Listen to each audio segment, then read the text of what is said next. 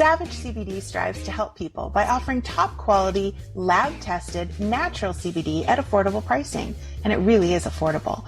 Whether you're new to CBD or have been using it for years, you can always count on all-natural, hemp-derived CBD with the purest ingredients. Savage CBD carefully tests each batch to ensure quality, consistency, taste, and authenticity.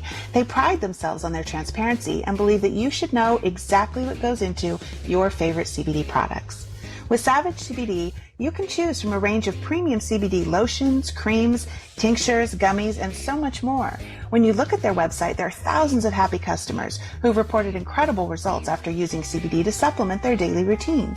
Overall, Savage CBD's goal is to create the products that empower you to maintain your balanced lifestyle.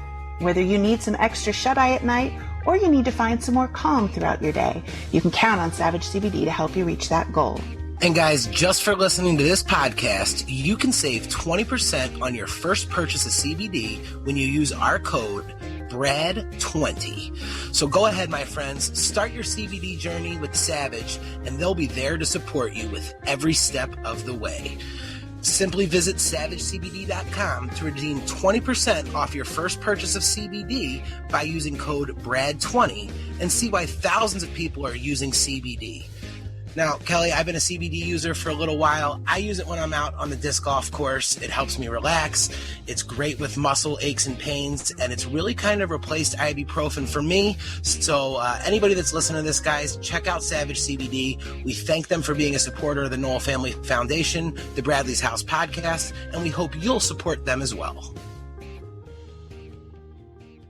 Hey, this is Ted from Pacifier, and you're listening to the Bradley's House podcast. Okay, guys. Obviously, as you know, that we're putting this podcast together as we are raising funds to get Bradley's House up and open. And one of the ways that we do that is through amazing sponsors and partnerships here at the Bradley's House podcast. And today is no exception. I wanted to introduce you guys to another amazing sponsor and friend of the Knoll Family Foundation, and that's our friends over at Jerome's Furniture. And Jerome's Furniture getting involved in this was more than just helping out. It was something that was a little personal to Executive Vice President Scott Perry, who is with us today. Scott, how you doing today, man? I'm doing great. How you doing, Jarett? Wonderful, wonderful.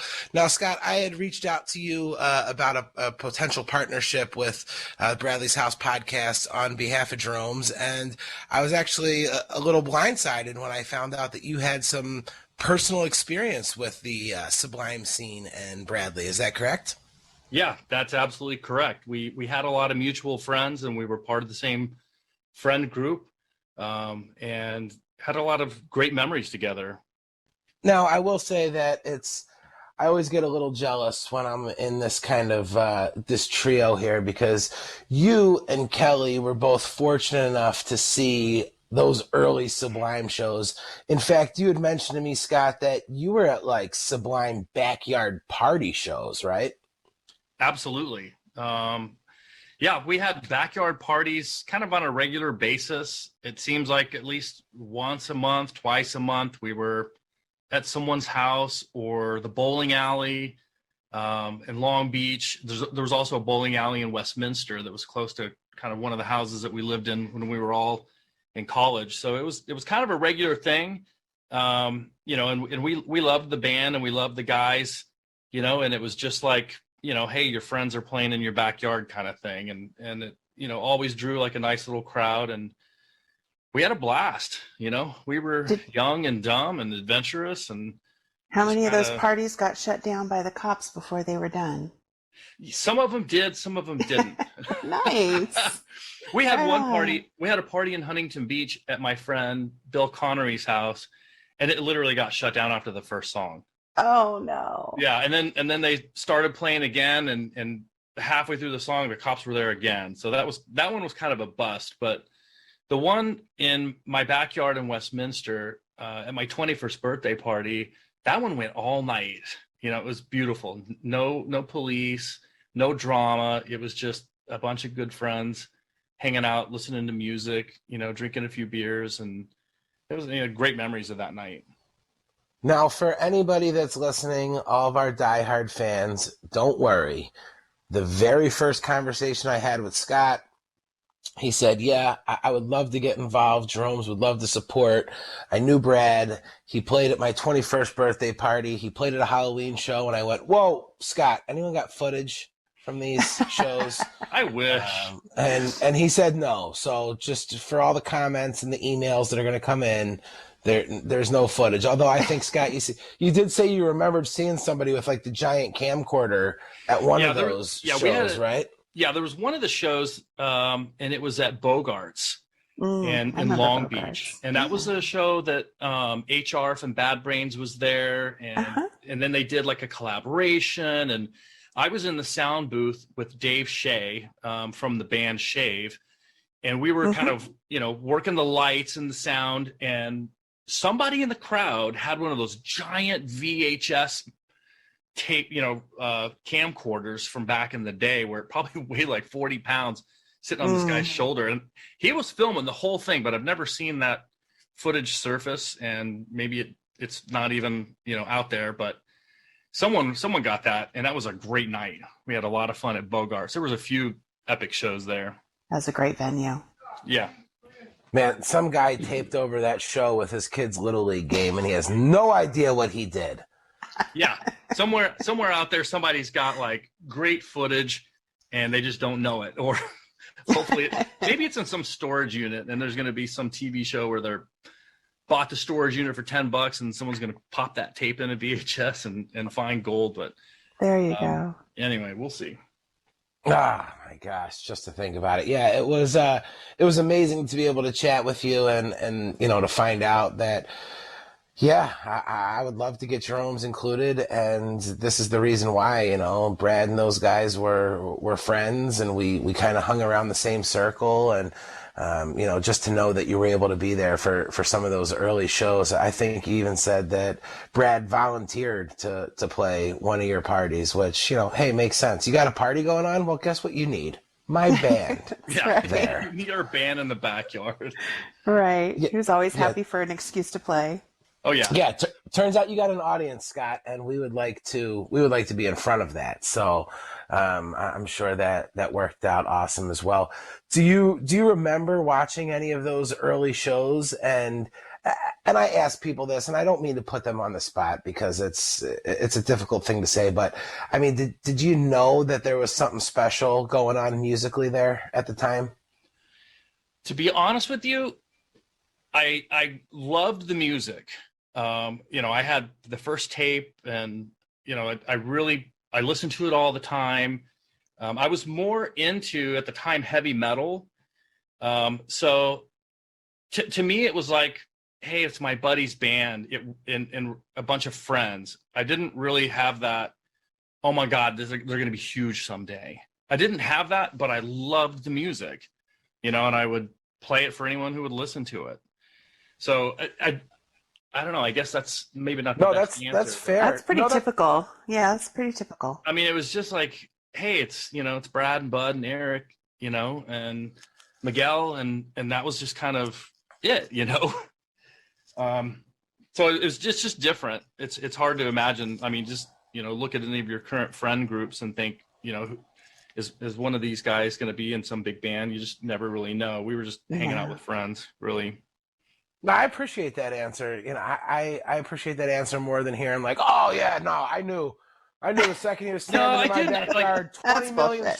Honestly, one thing that it did do for me is it kind of broadened my musical horizons and tastes. Nice. At the time, I was really into Metallica, Judas Priest, and Scorpions, and Iron Maiden, all these heavy metal bands, and their music really just kind of opened my ears, I guess, to other genres and music, and it kind of expanded my tastes a little bit. So I appreciated that. That's awesome. I hear that a lot. I think that Brad would be super stoked to know that his music has done that for so many people over the years. Yeah, it definitely did for me. I mean, it I was into punk before. I mean, I remember, Eric would bring up some punk band every once in a while that we'd listen to, and Youth Brigade we were kind of into. So, I don't know. It was a good time. It's so cool hearing that. Just like you said, Kelly, I can't tell you how many guests we've had on that have said, "Oh God, because of Brad, opened me up to a whole new world of music." Including Scott. You just mentioned Eric. We had Eric on the podcast, and he was like, "Yeah, I knew nothing about reggae music. I didn't even like reggae music. I just wanted to be in a punk band." And Yeah. Brad kind of brought reggae into my life and made me realize, how awesome it was. So. I think it's really cool to hear that. When you're walking through the mall and you see the Sublime Sun, or you turn on your radio and you hear, Santeria or What I Got or one of their hits, what's a memory that flashes to you? Do you have a specific memory of Brad, Bud, and Eric, seeing them play? Is there something that kind of sticks out nostalgic-wise when you see that or hear that music?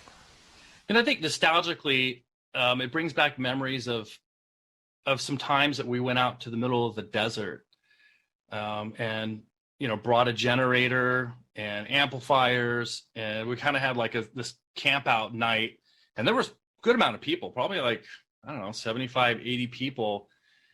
And all I remember is driving through, these canyons that your car, I felt like I was going to hit the walls of this canyon. You would like look straight up and you're like 10, 20, stories tall rocks. And then it would like open up into this giant opening. And it reminds me of those kinds of memories, that's the one I really think of a lot, because we went out there a couple times and that was a lot of fun. But I don't know, I think it brings back, brings back a lot of just good, warm memories. I mean, not everything was positive around the situations, but I always remember the good times. Yeah. So I don't know, there's a lot of memories I could think of, but that's a big one, is just those desert trips. Those were a lot of fun, and then the weenie roast. I mean, the weenie roast was just, the weenie roast was crazy, and they were complete nut jobs to where like it was almost embarrassing. But I mean, we were just kids having fun. So like, what are you going to do? And I don't know, that whenever I hear the songs, I think of really fond memories of just hanging out with my buddies. That's awesome. Yeah. The weenie roast is the famous, K-Rock gave them like 5 backstage passes, and oh boy.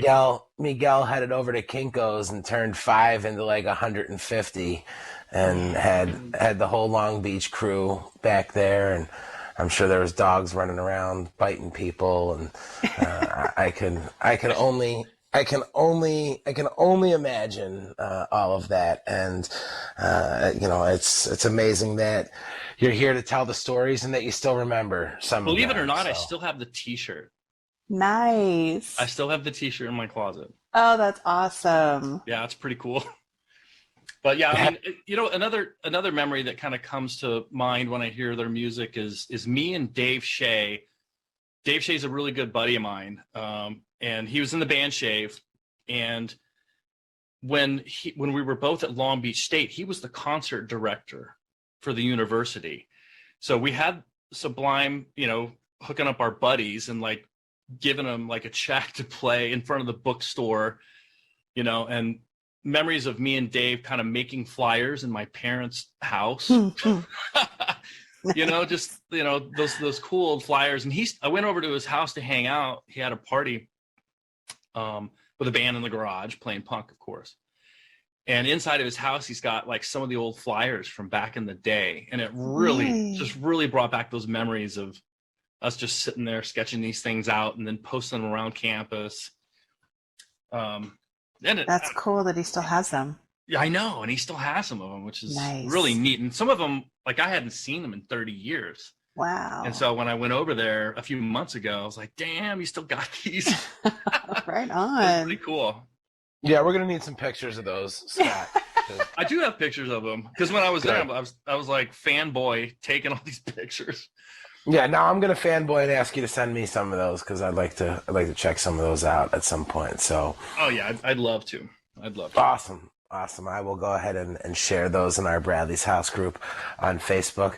Scott, it means so much to us. I know you know what we're doing here with Bradley's House, and the work that Kelly and everybody's been doing at the Knoll Family Foundation to try to get Bradley's House up and open. It's going to be a 6-bed recovery facility for musicians struggling with addiction. Now, we talk about this a lot. I'm not talking about the big name musicians.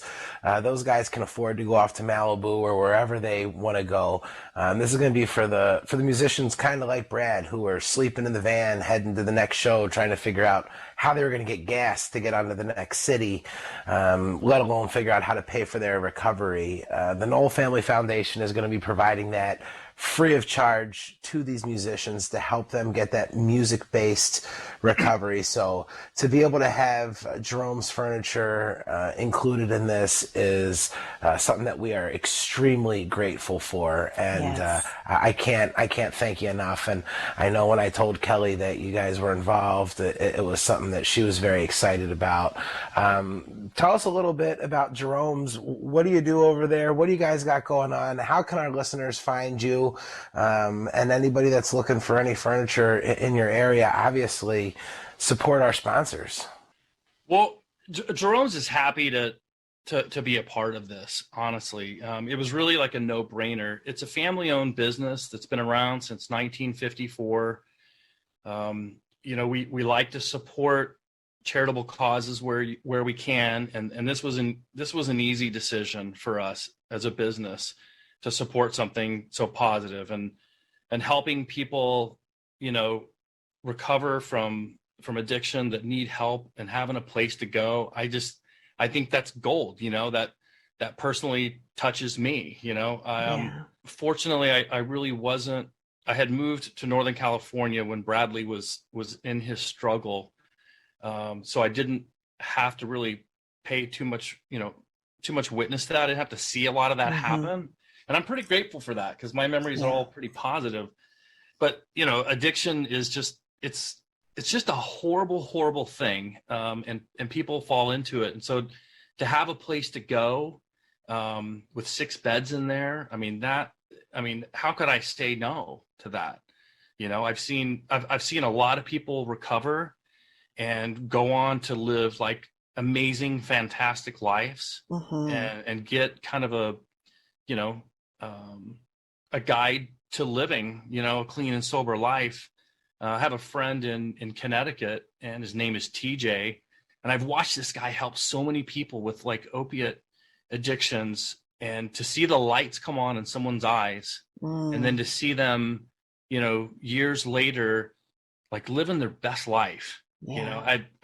I'm all for supporting that, and I'd like to offer up, Jerome's mattresses in all of the 6 beds too, as well. That is so incredible. I want to make sure we can be there to help people out. And if people want to support us as a business, that's great. If they don't, that's fine too. If they want to, they can just go to jeromes.com and check out, all of our furniture. It's support your local businesses. We're born and raised in Southern California, San Diego, and now like all of Los Angeles, Orange County. We have 24 locations. But all over Southern California. All over Southern California. Yeah. And we also ship to Nevada and Arizona and pretty soon all over the country. My specific role at Jerome's is I'm in charge of everything digital. So the website, advertising, marketing, YouTube, social networking, email marketing, all that. The app, all that stuff kind of falls under my plate, and I love what I do, and I'm lucky to get paid to do it. It's a lot of fun. But when you reached out, Jarett, it was really a no-brainer. Like, we're gonna do this. We're gonna help out, both just from a personal connection and also just because I feel like it's the right thing to do. And if you can help some people get sober through Bradley's House, that'll put a gigantic smile on my face. Awesome. Love to see that happen. We are so grateful for your support. I mentioned at the last board meeting your offer to supply the beds for the house, and everyone just thought that was amazing. And everyone knew Jerome's, as of course all our board members are from Southern California. You guys have a great name, not only in the business, but in the community. So we're especially honored to have you guys partner with us. So thank you. Happy to help. Jerome's is a pretty generous business. There's a lot of things that we do behind the scenes to help people, women in need of shelter, or to escape a bad situation, or just a family that needs help. Sometimes we'll get a call, and a lot of that stuff it's not public. Right. But I'm on the side of it to be able to kind of see the Navarra family really do the right thing in the community. And it's a pleasure working for a business like that, because not every business is like that. Yeah, so refreshing. Yeah, I know that when we initially spoke, and you were like, yeah, absolutely, I would love to get included, and you had offered up when the house gets open that the mattresses, that you guys wanted to go ahead and provide those. It was just amazing, and I said, I'd love to have you come on the podcast and chat and talk a little bit about Sublime, and you were like, man, that's not even necessary. We just want to help out, and I'm like, but no, I want you to come on. And you saw them. They played in your backyard. We want to talk about that too. So I kind of had to twist your arm a little bit. So I thank you for coming on and kind of joining us and sharing your experience with seeing Sublime in the early days, and knowing Brad, Bud, and Eric, and being able to hang around those guys. And now it all comes full circle that you're in the position to help this amazing cause. And it means so much to us. And I hope that it means as much to the listeners, who are also very supportive of the foundation. And, we ask that you guys support the people that help support us. So if you're in any of those areas, make sure you're checking out Jerome's. If you know somebody that's looking for some furniture, make sure you let them know about Jerome's. It goes a long way. You guys help support the people that help support us. They can support us more. We can help people get recovered. And it's just all an awesome circle of life that comes together. So Scott, I can't thank you and your team over at Jerome's enough for being involved in this. Well, I'd like to thank you and Kelly too, just and the Knoll family, just for having the idea to have a place like this. I mean, that's fantastic. It makes Absolutely. me happy that's even happening. Well, thank you so much, Scott. And of course, everybody who is not in the area can check out jeromes.com and see what you guys have going on your website as well. All right. Thank you. Yeah, you guys can go ahead and check. Anna's going to go ahead and put it right in the description, right there underneath. You guys can go ahead and click on Jerome's. We're going to link it in the description of all of these shows, and you'll be able to click over there and check them out too. So, Scott, thank you very much, and please share our gratitude with the rest of the team over at Jerome's that we haven't had the pleasure of speaking with. All right, you got it. I will do. Nothing is impossible, but certain things are highly improbable. I don't think I'll meet your kind again, not in this lifetime.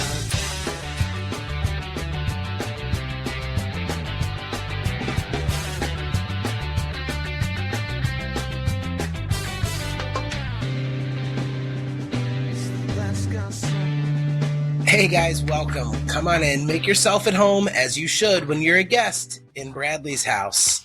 I'm your co-host, Jarett Orr. She is the executive director of the Knoll Family Foundation, and the one with the mic control, our host, Kellie Knoll. Kellie, how you doing today? I'm fabulous. How are you doing, Jarett? I'm better than I deserve, Kellie. I'm sure of it, but I'm sure of it too. yeah, I won't complain about it at all. Excited to get another new episode out for all of our listeners. Guys, we appreciate all the love. Keep commenting, liking, and sharing. Kellie, we get to have so many different guests on here. It's one of the things that I really love about doing this podcast. One week we're talking to a board member from the foundation, a guy like Ken Denson, and he's giving us these awesome recovery stories. And then we've got Marshall Goodman telling some crazy Sublime stories. But honestly, some of my favorite guests so far have been some of the incredible musicians that contributed to the compilation CD, The House That Bradley Built. Kellie, who's our house guest today? I am so just thrilled to have with us today, as you mentioned, an artist who was on the house that Bradley built. It's funny, I make these introductions assuming that it's going to be a surprise, and it never is, because people know when they tune in already who they're going to hear. But anyway, I'm super excited to have with us today musician, writer, producer, and Southern California native, E.N Young. E.N, thank you so much for being with us. Welcome, Yeah, man. I'm great. I'm grateful to be with you guys. Thank you for having me. You bet. Now you're in San Diego, right? In the San Diego area? Yep.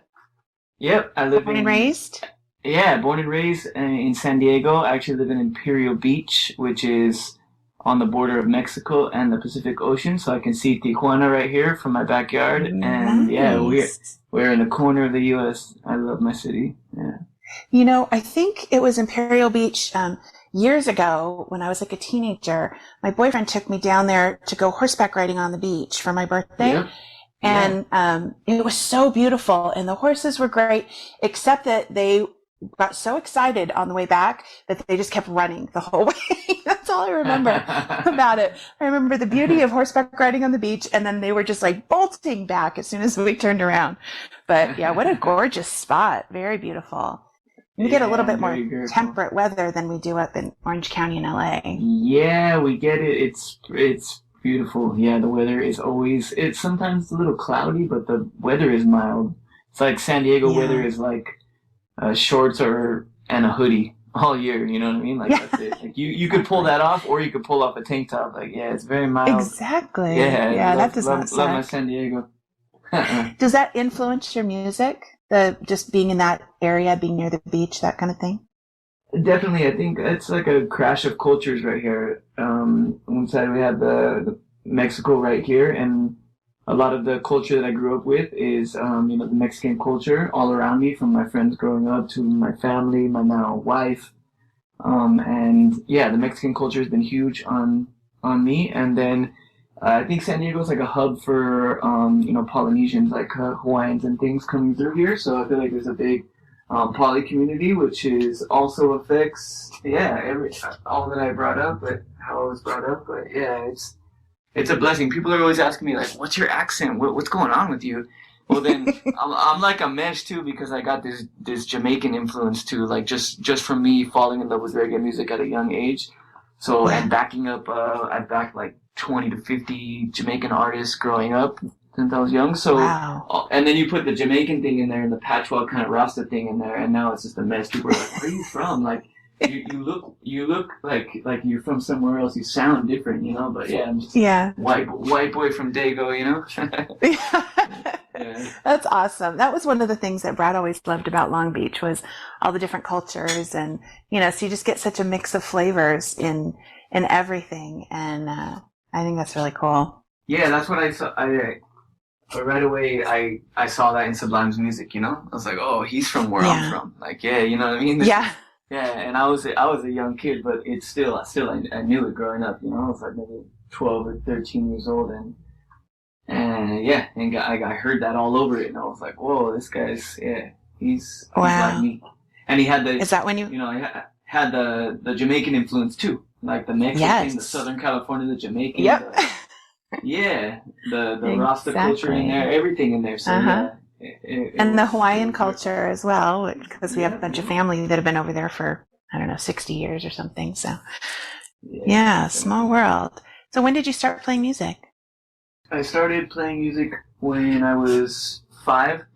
My parents wanted me to play piano, so they got me a little keyboard and started me lessons right when I was 5. I think I might have even been 4, but and then by the time I was like 7 or 8, they bought me a little upright Samick that I still have here in my studio piano. And, I've been playing piano since that's the original instrument. Yeah, so music has always been a part of my life, and it's been quite the blessing, Now it's like my everything, like my work and my passion and it's wonderful how this all turned out in my life. It's pretty crazy. Are your parents really musical, or it was just something that they wanted for you? Yeah, I think they were just fans of music. They didn't play instruments or sing at all. I think they just wanted me to do, like, just raising a kid, just saying, hey, I want you to play piano, I want you to do something, So I also played sports and did all kinds of stuff, but piano was the one that I always felt like was mine. It was like music was mine, like it wasn't anyone else's, it was like my thing, so that's why I kept coming back to it, kept doing it.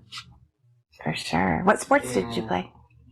I grew up playing baseball at a young age, T-ball, and then all the way through, and you play Little League? Football, soccer, the whole thing.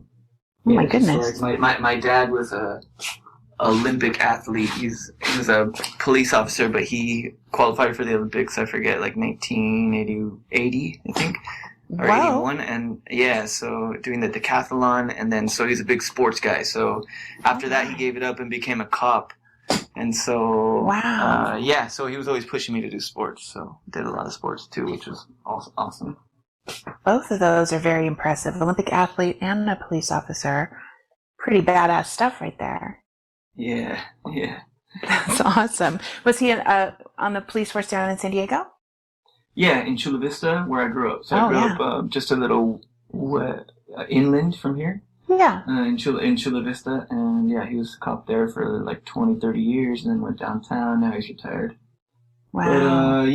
But Chula Vista is where we grew up. And when I had a chance to move out and get my own home, I was like, I'm going straight to the beach. So I like literally parallel from like inland, just go straight to the beach, and that's where I live. You just walked west, and that's where you ended up, huh? Exactly.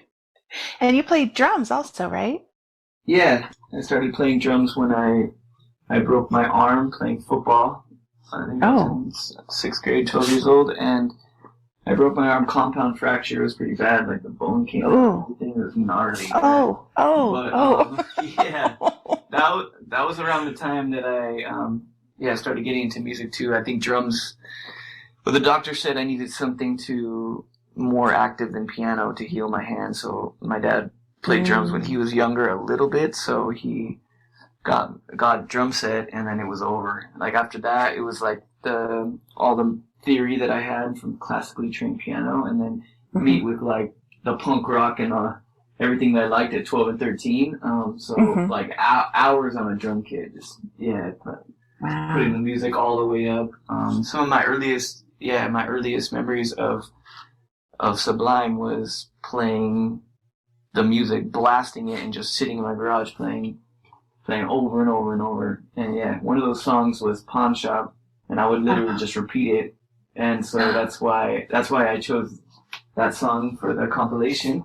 But so drums was a huge influence. I feel like it's the backbone of all music, And once I found the rhythm and I comboed with melodic, theory type stuff, it was on. Like I love music. I started getting into punk rock and reggae heavily, and it was quite the blessing. Your neighbors must have loved you. Yeah, man, we used to crank up. Yeah, I was like the garage is not soundproof at all. So at first, my dad had his drum set in his bedroom, which is crazy. They had kind of like, he did a room edition, had a bigger bedroom, so he was like, yeah, let me put the drums in my bedroom. That was a bad idea because I was in there every day playing, and he had no bedroom anymore. It became me playing. Right. So we moved to the garage, and then the neighbors and all that. But I just kept cranking it up. All of them loved it though. Everyone was cool with music, They would hear me. Yeah, that's good. What kind of bands were you listening to growing up? Early on, I really liked punk rock, like Pennywise and NoFX and Sublime, and I got my first reggae tape when I was 13, and at that point I didn't really know about reggae, and I got my first, and it was a very eclectic tape with like Don Carlos, and I think the first song was Bellyful by Bob and the Wailers, and more than that. And so it was a stacked up tape, and it really taught me the culture, and right away I was hooked on reggae music. So it became like my mission after that, just to look for the more rare tunes and the like seeking after that first experience I had with that tape. And so I was like I was playing punk rock. I was growing up listening to I'm sorry, I'm totally having brain fire. What was Gwen's band's name? No Doubt. No Doubt. Like growing up listening to No Doubt, playing drums to that, to albums like that, and NoFX, Pennywise, like the more hardcore stuff. Yeah, I liked all that. Yeah. And I was also bumping Rasta too. and loving reggae and Sublime. And so I started to, as I got older, I started playing. No one played reggae, so everyone played punk rock. So Right. I in high school, I just started drumming for punk bands, and that was a lot of fun and everything. But I would be the guy like smoking a joint on the way to punk practice and bumping roots and wanting to play reggae, like trying to teach a metal guitarist to play, you know. Yeah. I was that guy, you know, and no one ever wanted to do it. They're like, yeah. But anyways, that was me at like 15, you know, 15, 16. Yeah, and then it kept evolving, and then I finally found some players to play, and I started playing keyboard more because there wasn't really reggae keyboardists in reggae. There were like more guitarists and drummers and things. So I went back to the keys. Well, I always played keys the whole time, but yeah. So music has been it's been beautiful. It's been beautiful. That's awesome. I love hearing about the progression of the sounds. I think Brad discovered reggae kind of a similar age as you. I'd probably around 11 or 12, but it was the same thing. It kind of took root inside him and, you know, became something that he was really interested in. And I just think there's something about that sound that vibes really well with Southern California. Anything near the coast. I think it's a spiritual aspect too, because you could feel like the sufferation and the wanting equality and wanting like this spiritual, this foundation of like good versus evil, you know, like you can feel all that in music. Yeah, you feel that, and I think he connected with that too, because what comes through his music is that type thing too, you know. And I feel that Ross has been a huge influence on my life in general. All the teachings that come through the reggae music and everything, it's been really positive for the world, I feel like, and now to see where it's influenced like the future generations, you know, 3-4 generations past where it originally came from, Jamaica. Like it's just been, I think it's been a real light in the world. And yeah, Brad Lee saw that at a young age too, and he felt that. I heard that, and that's why I was like, oh, he's like me, like he, you know, yeah. I get that, yeah. And being a drummer, obviously, the reggae sound is so much from the percussions. And it really is kind of like like you said, the backbone of it. And when I was in Jamaica, actually, I did a tour of where Bob Marley grew up, and the tour guide was talking about the start of reggae music. And the legend has it in Jamaica that reggae music came about because of an incredibly hot summer that was there, like in the late 50s, early 60s. And it was so hot that the drummers weren't able to play at the speed for the ska music that they were used to playing at. And they all came down a tempo or two, and that's where the reggae sound developed from it being so damn hot that the drummers just couldn't keep the pace on the ska music. Is that true, or is that just something the tour guide told you? That's what the rumor is. That's where it came from. Was from this incredibly hot summer that they had there, and all the drummers just weren't able to keep up that pace and that speed, so they all took it down, and that's where the reggae sound came from. That's so cool, because it's an example of something beautiful coming out of an adversity, you know, something difficult, some struggle, kind of like, you know, everything that we just came through, well, are still going through with COVID and all that. I think there's some really beautiful things that have come out of that, you know, to make people think differently and look at the world differently and create differently. So hopefully we'll see a lot of that as a result of that as well. Yeah, so when did you start performing? You had your first band. How old were you? I was 15. Oh my goodness. Started playing just in the backyard and at high school during lunch and things like that. Yeah, we cut our first demo and then started printing CDs and hustling around high school. But yeah, it was like punk type, you know, punk rock type music. And like I said, I wanted to get into reggae, so I continued my journey, and I landed with a local band called Stranger. Yes. They had been playing for 1 year, and then I joined and started playing keys with them, and yeah, that was like a really like lifelong friendship, you know, type band. Like your first band when you really do things, you know what I mean? Sell out Yeah. and like bring people. So it was a good thing. I was with them for 11 years. We went to Hawaii like 4 times. We went to Guam and toured, and we jumped on a few little like West Coast tours, but yeah, so that was a huge influence on my life, and has been my foundation. So guys. I also go ahead. Oh, I was gonna say, I think I just missed you. The first time I saw Stranger was in, I think, 2015. I took my boys, to see them at the Constellation Room. Oh my gosh, they were so good.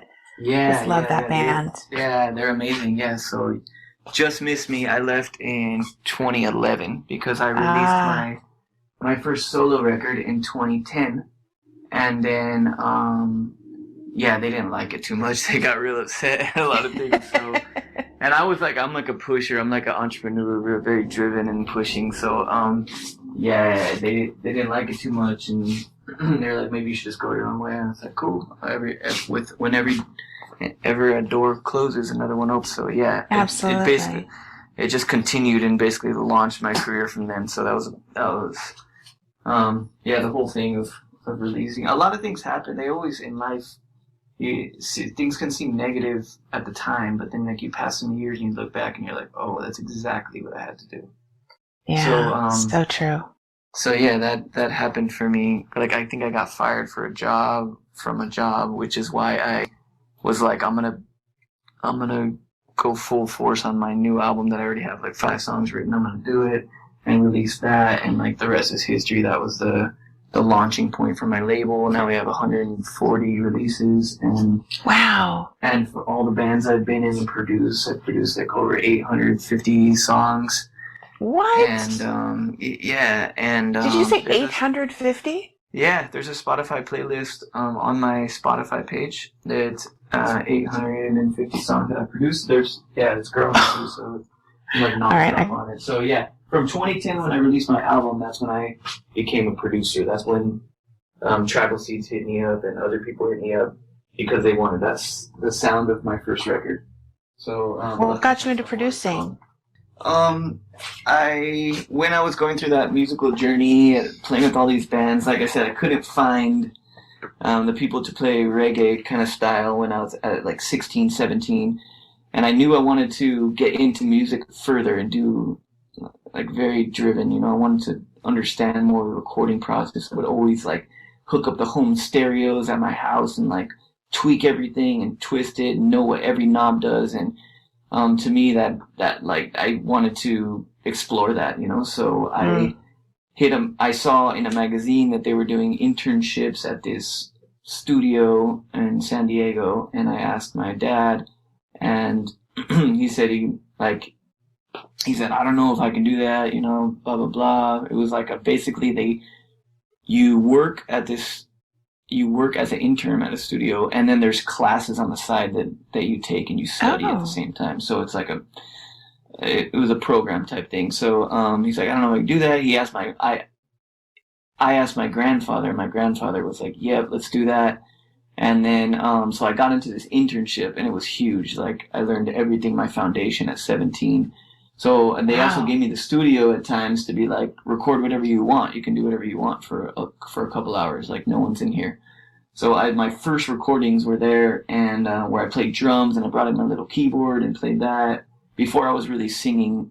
I started singing a little later, but so I was hooked at that point. And then in community college, as I met Stranger and everything, I was studying their audio program and got my degree in that. And then it was always kind of with me, like before computers and music. It was right at that cusp when 2001, when computers and music computers were starting to be more common, and then recording with them was was a rare thing, but it was becoming more popular. And then at that time, so I started to record Stranger a bit. We started experimenting a little bit, and then once I got my first recording set up, which was a few years later, it was on. Before that, I was recording actually on my Motif keyboard. The one that you can see whenever you look me up online, I'm playing this keyboard. But there was one of the first keyboards that did sampling where you could record your voice into it. So I was producing full tracks before I got a computer onto this keyboard. And that was during like those gap years. So yeah, that was a huge lesson for me because I wrote like first half of my first record and was just making it happen on this little keyboard. It was awesome. And then once I got a computer, it was on and just like sharpening the sword. And then by the time I released my first record, I did some heavy work on my first record, so I learned a lot, and I got to the point where it's like I can do this. And then started to I was organically just got hit up by artists and wanting the same kind of sound, and it was like nonstop since 2010. That's where you get that 850 plus. So number. since 2010, in the last 11 years, you've produced 850 songs. Yes. Yeah. Wow. Brag Right, a little. you know, Who are some of the know, bands right? that you produced? You can look them up. I want to tell you some good, some factual stuff, but you can look it up on my playlist on my Spotify. It's 850, but yeah, bands like Pepper, Tribal Seeds, the last Ayaterra record we're working on, K-Bomb, features from Slightly Stupid, from Revolution, from... so nobody we would really know then. I've worked literally with like almost everyone. It's been wild, honestly. Wow. It's been wild. Yeah, it's been such a blessing. And the crazy thing that it took off kind of organically because people were hitting me up. And I've never really, even since then, this 11 years, I've never really advertised anything. Like, I've never been like, hey, the studio's open, we're booking. Like, I've done it maybe a few times when times were a little hard and I needed some work coming in, but not really very often. So it's been quite a blessing. Like, it's crazy. I still trip on it. Yeah, the whole thing, how it wrote out. And at the same time, I've been touring like nonstop since, 2011 was the first tour that I did solo. I was opening for Tribal after we did the Soundwaves EP, their first album, or the first album I worked with them. Yeah, since then, National Tour 2011, I've been touring since then till now, and producing too. Like, I've been hitting this wall lately, and I'm like, I am doing too much. Like, I've signed up for too much. I'm like master of none kind of situation. Yeah. I've been feeling that lately, where I just want my life to be more like just tucked in. You know what I mean? Not so like everywhere, right? Right. All over the place. Now that I speak about this, I can like from what I'm saying out loud, I'm like, this is why. Obviously, it's been so vast. So much has happened. So yeah. Yeah. That's been. Well, it's cool. It sounds like you just followed every opportunity where it came, and sometimes that can make life a little chaotic, but it's just a season. I think it's just seasons, seasons where you're just super busy running hard, and then seasons where you can just kind of take a breath and slow down and reevaluate a little bit. Yeah, and I think everyone goes through that, right? Like, absolutely. the ups and downs of life and the human experience. It never strays away from some kind of ups and downs, difficulties. But if you ride it through, you always end up where it's like, oh, I see, or I'm in a good place. Like, this is my highest self right here where I'm at now. Yes. But yesterday I was down, or last year I was down, or whatever. Yeah, we're always riding that wave as humans, I feel, So I think it's part of the experience. I know I go kind of deep, but I feel like that's an important, intertwining of everything that I've gone through. Absolutely. Do you have a preference? Totally agree. Oh, I'm sorry, Kelly. I was just wondering if you have a preference. Do you find that you have more joy producing other artists or actually writing and performing your own music? I enjoy. I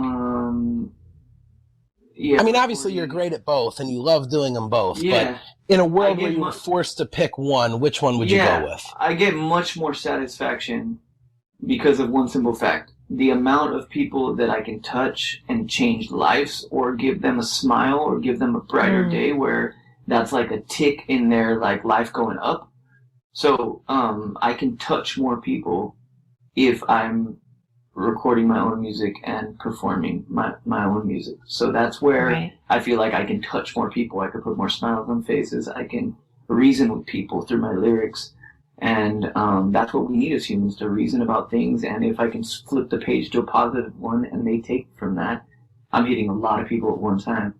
So with the producing, it's more in the background of that. It's more in the background. Like, I am providing a lane for the artist message that I'm producing, for their message, which is usually very positive, because a lot of what I'm doing is based around reggae music, and it's real positive, all around. I just feel like that they would get there either way, with or without me. You know what I mean?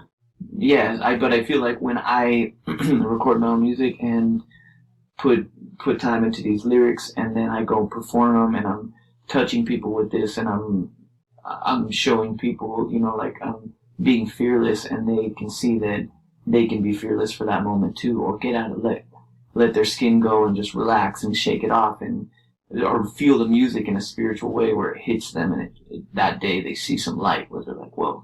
So I feel like that's a important and huge thing that I have, that I contemplate a lot on, honestly, because I do feel that I have a calling in that, and I need to kind of put the pedal down more and put it up a gear, a little bit more. And I've done it hard. I just feel like I need to, it's just an important part. I feel it, like I really feel it from people, and the comments I've got from people, and just the energy from people. I feel that it's like the very necessary thing. And I'm grateful to do those works. So hopefully more of that. But nonstop doing all of it. That's awesome. It's got to be so gratifying when you get feedback from people about how your music has impacted them. And when I first started hearing that about my brother's music, I just remember thinking, like, obviously, first and foremost, I wish he was here to hear those things and see those things, but just to know that you're a part of not just someone's day, but a part of their life, like you're impacting that moment in time for them. That's really, really powerful. I mean, music is incredibly powerful. And so to be able to be a part of that for someone that you don't even know and may never even meet is really, that's a big thing.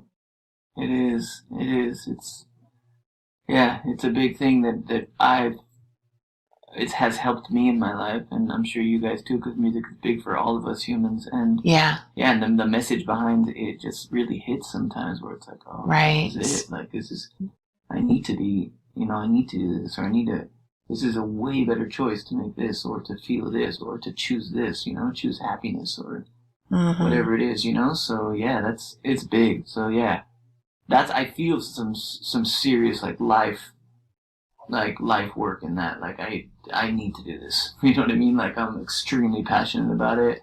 And like, when I perform, I go hard, and I feel like people really, it's just a way to let loose, so people kind of feel it too, and they see someone run around stage or like, just doing their thing, and it's just and then comboed with the message. I think it really helps people to loosen up and have a good day, and I just hope for more of those times. I mean, we just did the Mammoth Reggae Fest 2 weeks ago. That was the first time that we played since the COVID thing. It's been over 500 days. I did some in studio stuff, but live with people, and it was incredible. Like, I could see it on people's faces. Like, I felt it. Like, I was almost in tears as I'm saying these words that are hitting me.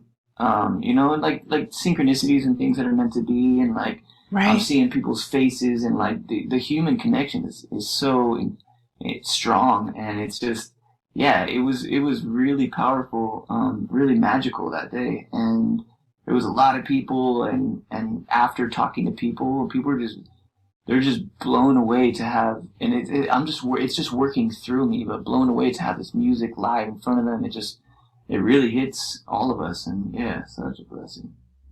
I think one of the keys for people connecting with your music is that you are so passionate about it, and you are so vulnerable about the connections that are created through the music. And I just think that's a very beautiful thing, that you can recognize not just the power of music, but the influence that you have, and the ability to impact people and to really take that responsibility seriously. And Yeah, I don't take I it definitely get lightly that at from all. you. Yeah, for sure.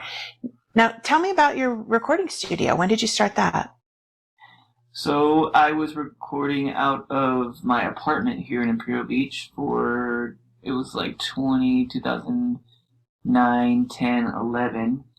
And then we were looking for a house, but we didn't have too much money at all. My wife and I, we didn't have too much money, and we wanted this thing where it's like we wanted a house with a back house that was separate from it, so I could make a studio or a back garage or something. And then she wanted a pool.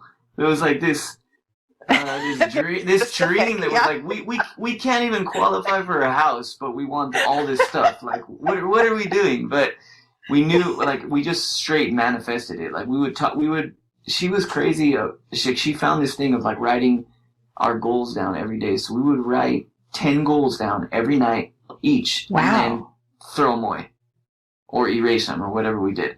But every night we would do it and throw them away. And like, it was like, I want to be on tour full time. I want to produce musicians. I want to play with bands. I want to have a house with a studio. I want, a record label with this many, like all these specific, 10 different things every night? Studio. Yeah, every night. And like, wow. the new ones would come, like, they were the same thing though. So every day the house one would come up, it was like number one on our list because we were in a small apartment. So we ended up, 2012 was like after the 2008 crash, and we ended up, she found this spot in Imperial Beach that had a massive back garage that this guy used to, like, it was a 3-car garage, but it was vaulted because he would pull engines out of the vehicle, massive. There was a pool, and the pool was amazing, and it was like a 2-story house, and she's like, hey, there's this short sale. It's a short sale. So we went and we like jumped the fence, I think, the first time,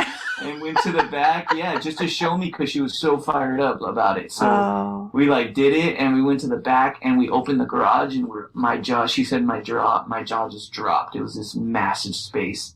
That was and it. I was like, this is it. Oh my gosh. Yeah. So anyways, 11 months of falling out of escrow twice and barely slipping in. We even had to gamble like $15,000 that we didn't have, and it wasn't guaranteed that we were going to get it. Like, it was all this crazy. We were broke at that time. Like, I was broke. Like, we didn't have any money.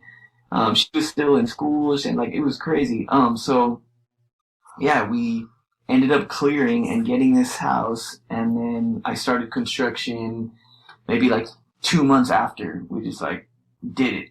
I got a loan for the build, and we just went huge, and built this studio from scratch, Imperial Sound recording studio, and built it up. You can see it online. It has 3 isolation booths, and it's 2 rooms, and wow. Since 2013 is January 1st, 2013 is when I had the first sessions. But yeah, since then, we've done so much in here. So like Tribal would rehearse in here. I've rehearsed with my band for years, and we've done so many records. Like I said, the E.N have been mostly done here. So, and then I'm working mobile a lot too when I'm on the tour buses and everything. But yeah, this has been incredible. It's an incredible place. So grateful. That's fabulous. That's awesome. When did you get married? 2011. So a year before. Wow. Yeah. Congratulations. What did I tell you about putting guys on the spot asking questions? I know, right? So, and when did you meet her? What was the date? And where did you guys have dinner at? Don't worry, dude. We can edit all that out. It's fine. It was a breezy fall night. Yeah. Oh, that's awesome. Yeah, we got married in 2011. It's been amazing. I've been with her for 15 years now. Lorena is her name. And now in 2017, we had our son. And we have our son. His name is Sol. S-O-L. Like the sun in Spanish. Oh, that's beautiful. Yes. Yeah. It's great. Wow. Parenthood changes you, huh? Oh, man. It's been amazing. He's like my teacher. And he brought us together closer, and he's just brought this other joy of this other side of life that we kind of left behind. I feel like it's like the youth kind of like, you become a kid again. you know. Right. So we have that with us now. Like I'm doing all this crazy stuff, and when I go with him, I'm like, hey bud, like I'm a child again, you know. Yeah. So it's like I'm playing toys and I'm like jumping off stuff, like. So yeah, it's amazing. We took, before COVID hit in 2019, we took him on a 7-week tour in the U.S., like national tour. He was still in diapers, and I wanted, like, because I've been struggling with leaving her and him for a long time. Obviously, that's the road life, you know? Yeah. So, and I never had the opportunity to take anyone because I always had a huge band or I was with another band to take them ever. So, I saw a lane open up where I was like, I just got a new tour bus. I built 8 bunks on it. I was like, I'm gonna reduce the size of the band and reduce the people on the bus, and then have it available for them to come. Like, I'm just gonna do it for this summer. So I reduced to a 3-piece band, and I was actually running front of house myself. Like, I would go out on an iPad, run it myself. Wow. No crew. It was 4 of us. I brought a merch person and us 3, which was insanity. Yeah, it was crazy. It was crazy, but we were doing these small kind of like small clubs and stuff. I felt like I could handle it, and it was the best experience of my life. Like so she had a flight to Chicago, and that we started in San Diego, and then she was supposed to fly back after a week, and then after 6 days, she's like, and she was like, not wanting to tour. She's like, no way, I know that life. I'm not gonna tour, you know what I mean? And after 6 days, she's like, this is kind of nice. Like, this is kind of nice. I think she had a 24-hour like fiasco on the way to the airport. Like the flight got delayed and canceled. They put her on another one, and that got canceled. They sent her home. She had to come the next day. No, so, like, with all that with the toddler. Yeah. With a 2-year-old, she was like, she's like, this bus, this is fine. Like, he's with his iPad. She's like playing.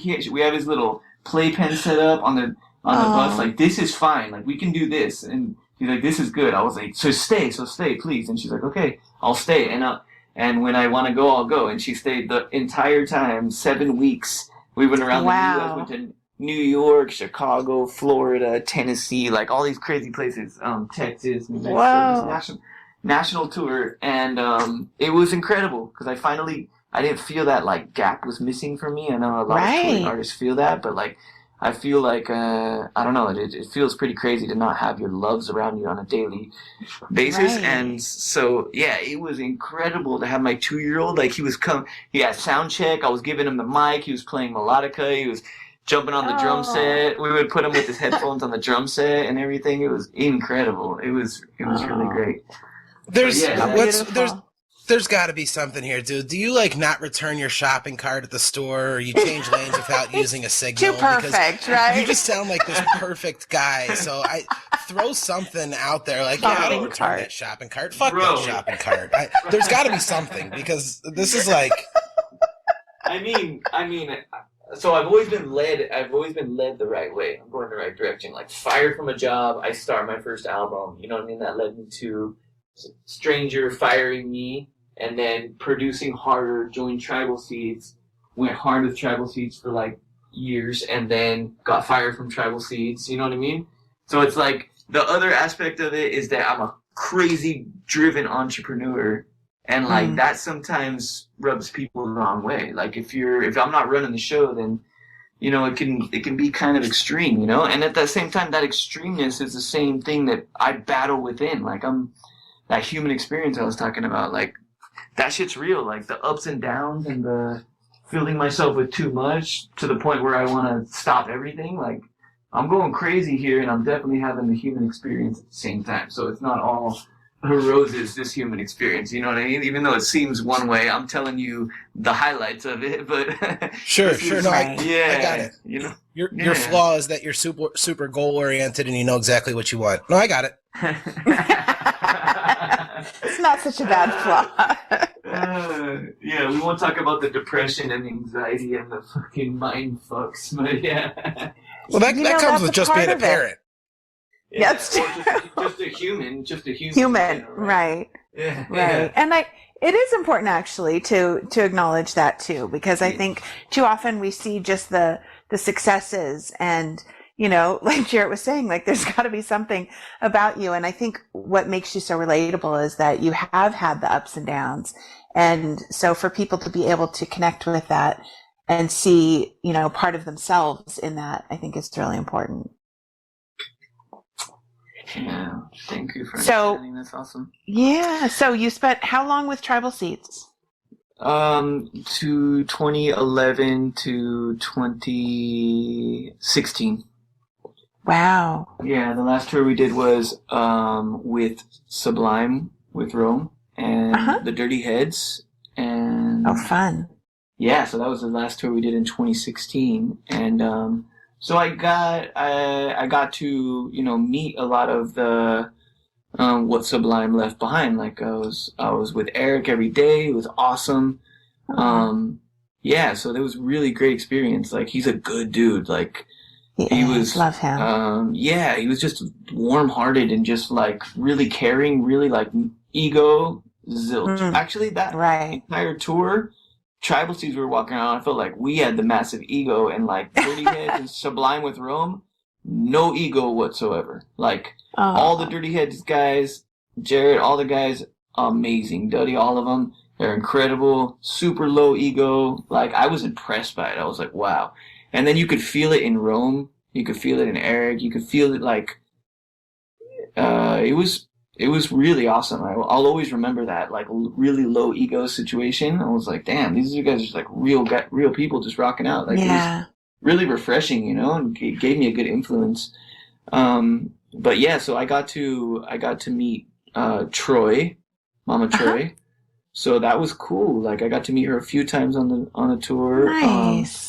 Yeah, she gave me the 20th anniversary shirt, which I still have. Oh, right on. Yeah, so I rocked that the other day. But yeah, so I got, that was me getting close to, the legacy that was left behind. Brad's legacy. So that's awesome. Yeah, it was really cool. I enjoyed it, and that got me a little closer to Sublime.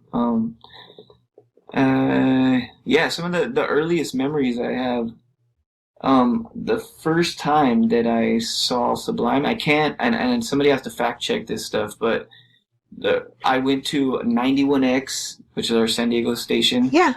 91X, Christmas, I forgot what they called, Deck the Halls or something like that. Sublime played it one year, and I went to go see, I think, Goldfinger and Blink-182. I don't know who was in it, but wow. But yeah, Sublime was there, and then and I was just a young kid. We like got dropped off in the whole thing. Like I was for sure like 12, I think.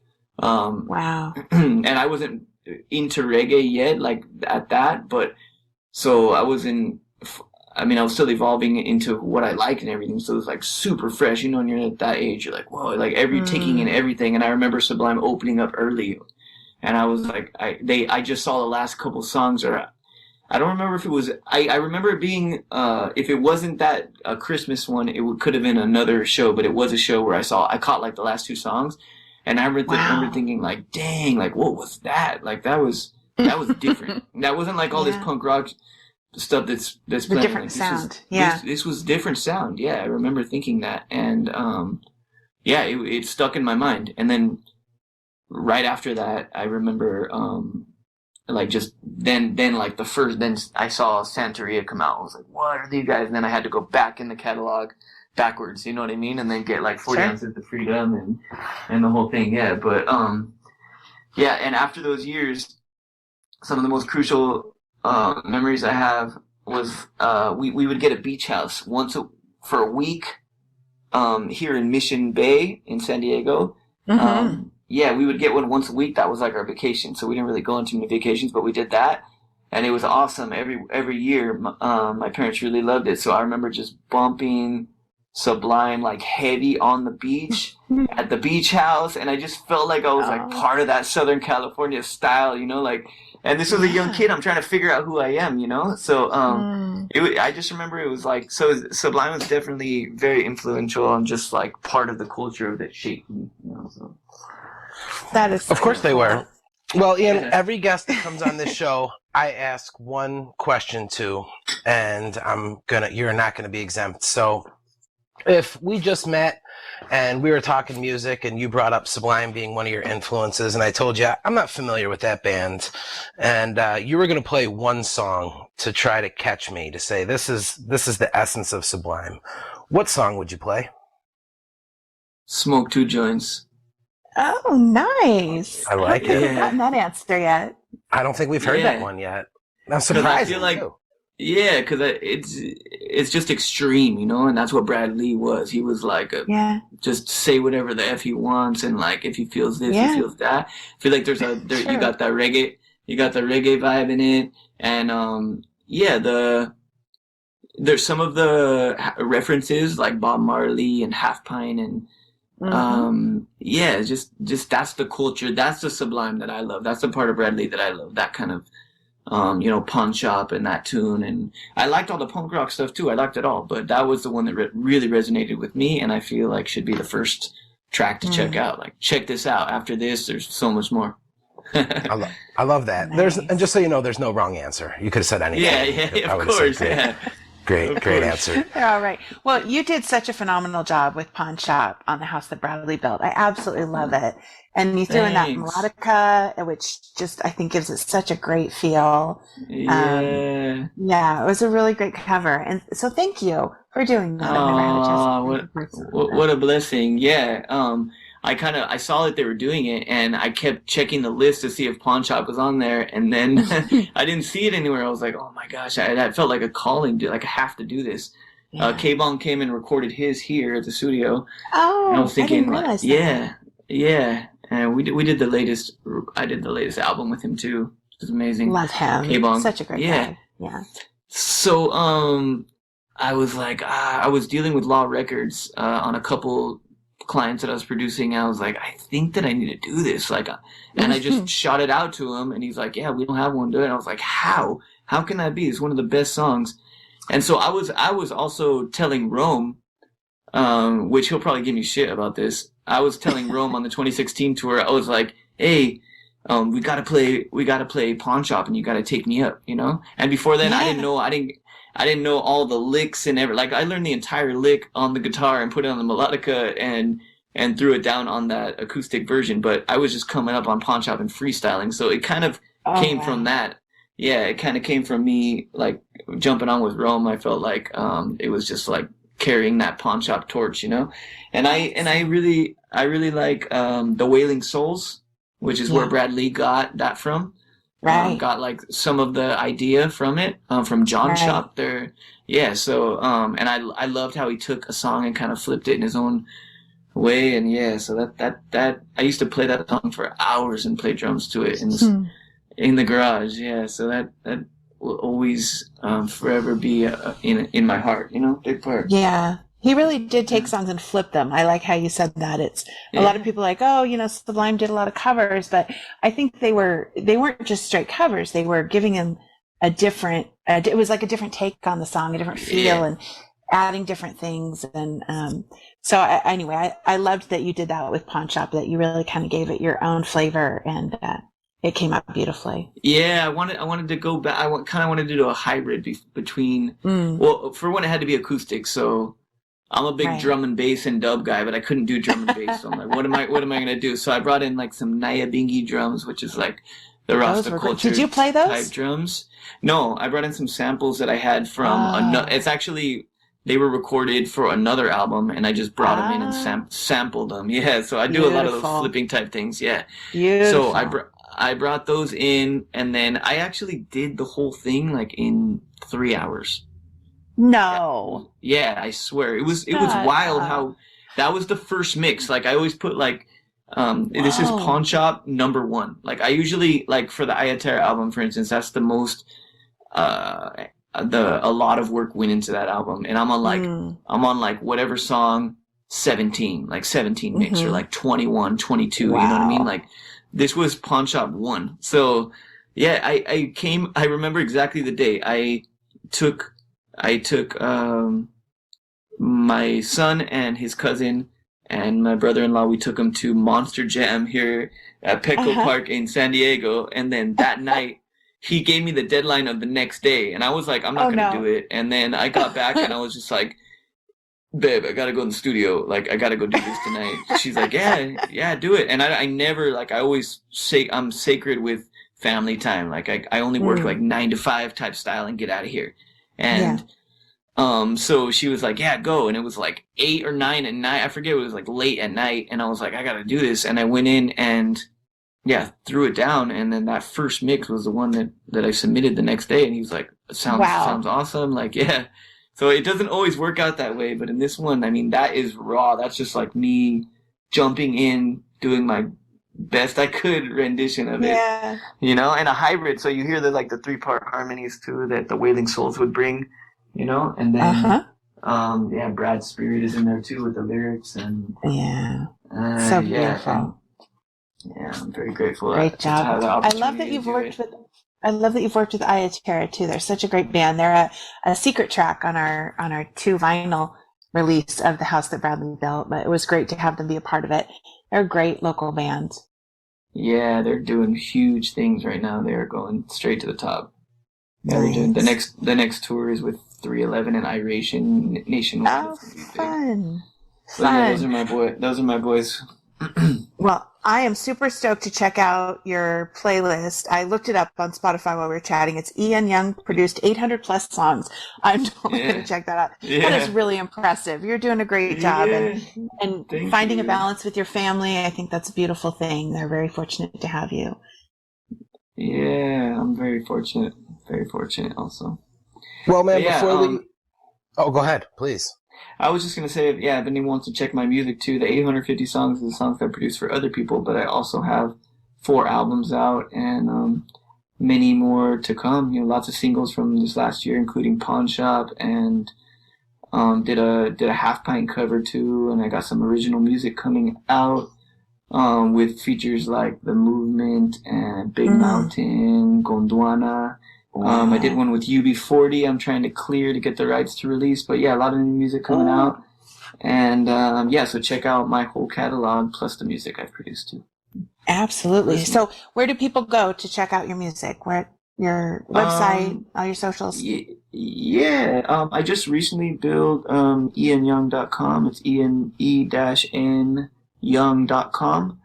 And I'm real active on Instagram. So you check me, it's with _E_N_Young.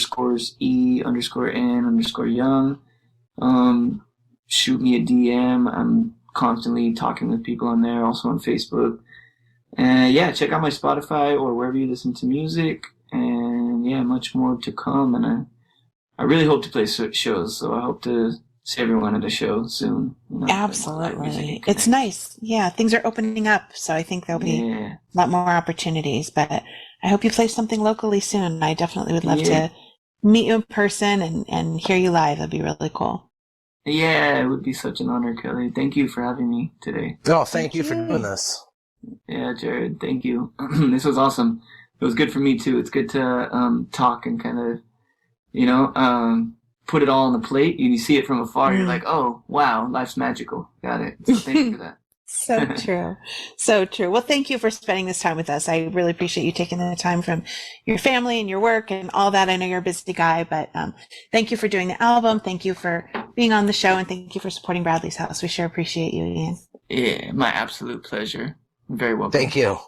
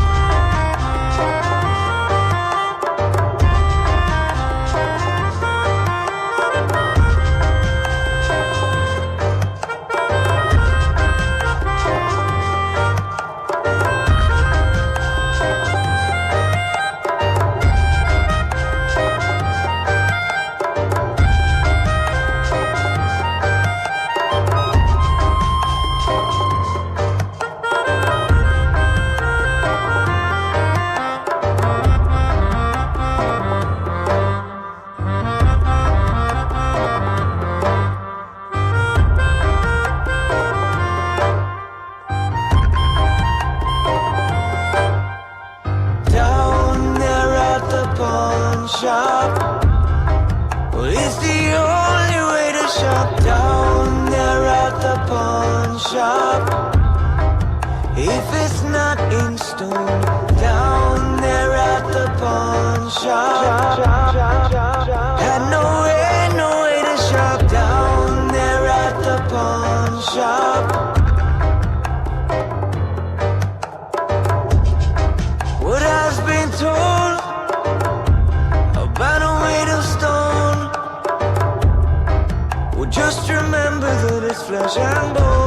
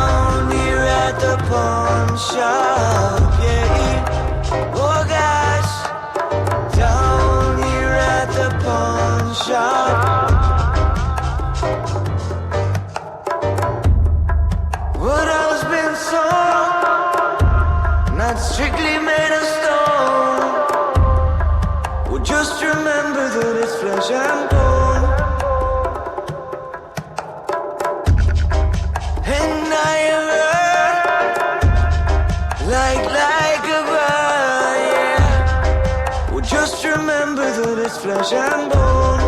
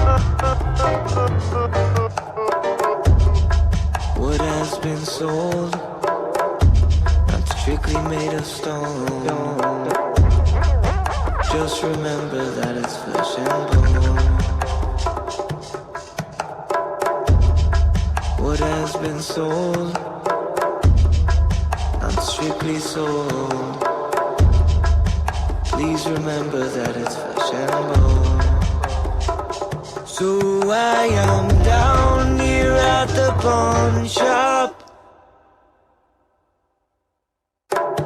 Down here at the pawn shop. Down here at the pawn